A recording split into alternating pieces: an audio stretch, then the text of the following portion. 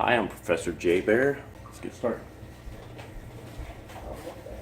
All right, welcome to Personality Development 101. I give you all notes so you can read along. There you go. There you go.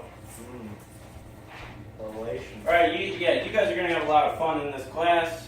I'm going to keep things simple. We're going to analyze the stages of relationship development according to Beebe and Ivy.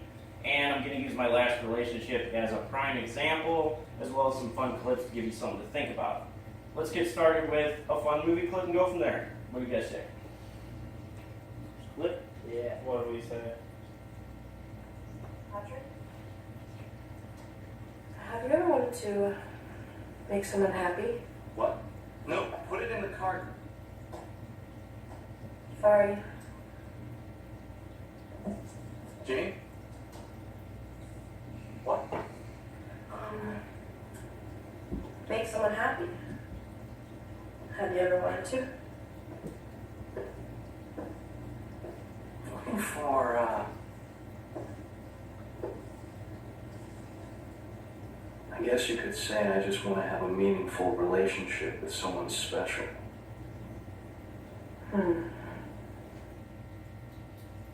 Alright, so the first highly debatable question is, what is a meaningful relationship?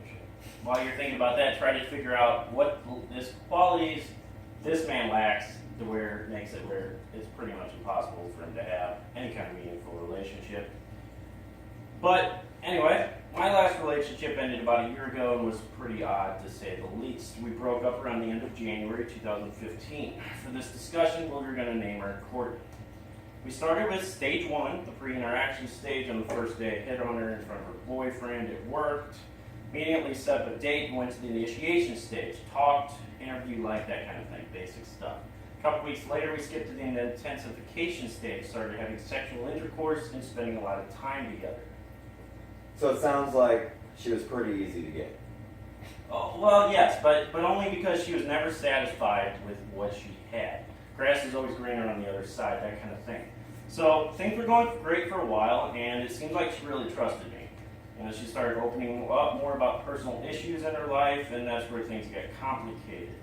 She started off telling me about her older brother, how he has tried to kiss her whenever he gets drunk and tells her if only we weren't related. It's apparently happened quite a lot over the course of years from what she tells me. He's a really nice guy, and I have nothing against him, but what makes a man resort to that for love? Well, it's really not that complicated when you look at the simple details. He is socially awkward and probably didn't have that great of social skills when he was younger, especially when talking to women. If you can't get love from an outside source, where does he go? Wow, that is messed up. Well, that's just a start, but that's why we have this class, so you can get a deeper perspective. Things aren't always what they seem. It was when she started telling me about her past relationships that I got deeply disturbed, and I didn't know if I could handle it at the time. She grew up in Milwaukee, so she goes there quite often to visit. She lived there for a couple of years after high school. First, she told me that she had 5 boyfriends while she was down there, all Puerto Rican. And by the way she described them, they all had horrible sweetness skills. So, okay, I can deal with that, no big deal. A little later, she told me that while she was with a family friend, the whole time she was down there as well in her 2-year span. Now, this family friend was in his 50s and penciled her in to have sexual intercourse with her every 2 weeks to a month. She said it was because he listened to her. So she was a really big boy. That's not entirely accurate. You could pretend that there's a line on the spectrum, say, and on each of that end is an opposite. On one end there's prostitution, and on the other end someone who just likes to have sex for fun without any further gain. So getting closer to the middle is the gold digger, and farther down is someone who needs less monetary security to be happy. And right where you went, obviously, is in the middle, where a lot of females, they need a little bit of security in a guy. That's just wrong. Why doesn't someone in her family remove that man's entire genitalia? Well, obviously for legal reasons. I like the creativity, though. Punishment fits the crime, that kind of thing. Although not technically a crime, I do agree if someone were to do that for her family, they would greatly appreciate it. and I'm sure they'd appreciate it greatly. Let's go to our next clip.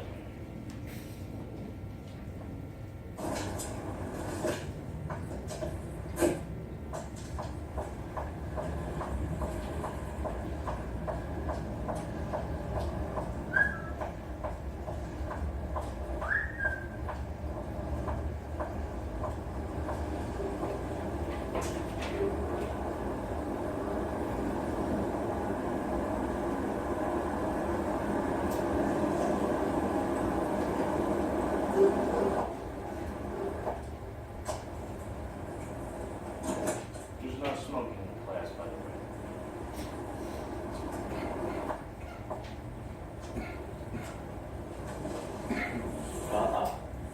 Half now, half later.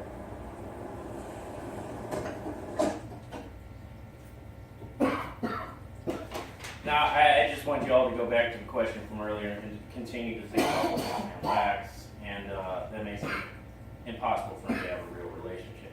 We'll get back to that at the end. Now, if you examine the prostitute here, you'll see she has feelings just like everyone else. All right, she's just trying to make a living. Just like the simple analogy of the opposite ends of the line I discussed just a second ago. Let's look at a deeper aspect of Courtney. She first escalated the relationship and got upset because I didn't tell her that I loved her. The de-escalation stages happened all at once, right when she got what she wanted. I gave in and I told her that I loved her. Big mistake. But she's gone through the process with every relationship she's ever had. But why? Well, she's had trouble fitting in and making friends growing up. Could be because she moved from Missouri during high school, or because she was overweight and had a personal problem with her appearance. Who do you think is the one man who she could rely on to treat her like a princess? Her dad? That's right, her father. At the end of her relationship, she told me that she was in a hurry and looking for pills right after she got out of the shower in her house. She knew her dad was downstairs in the kitchen, but she didn't have time to put her clothes on because that she was too rushed. She rushed downstairs naked into the kitchen to look for her medicine in a drawer. Obviously, her dad turned his head away while she was there. That instance, combined with the sexual relationship with a family friend that was the same age as her dad, makes me think that she has, according to classic psychoanalysis, Carl Jung, an unresolved elector complex, to say the least. Obviously, it's a lot more complicated than that. Let's just put it in simple terms. These are just theories, but it's my understanding that she will most likely have to deal with this personal defect for the rest of her life. Would you ever consider getting back together with her?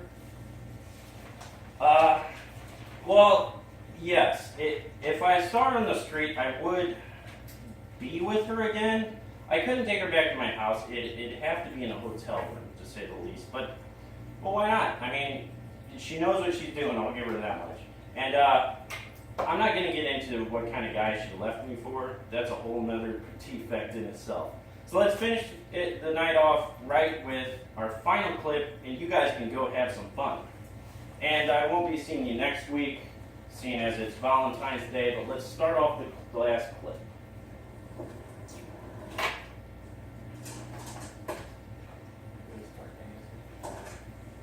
You like Huey Louis on the news? They're okay. Their early work was a little too away for my taste.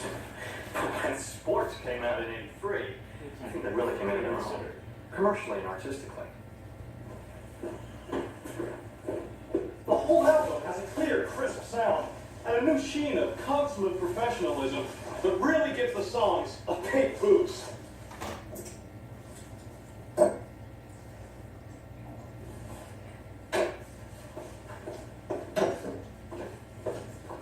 He's been compared to Elvis Costello, but I think Huey has a far more bitter, cynical sense of humor. Go on into class. Better Oh late yeah, than we never. sure. Yes, Al? Why are the copies of the style section on the plate? You have a dog? A little chow or something? No, Al. Is that a raincoat? Yes, it is. In '87, Huey released this, 4, the most accomplished album. I think they're undisputed masterpieces. There you go. Songs so catchy. Most people probably don't listen to the lyrics. But they should. Because it's not just about the pleasures of conformity and the importance of friends. It's also a personal statement about the band itself. Hey, Paul!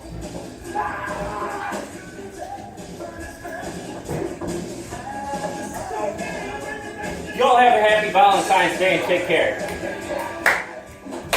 I don't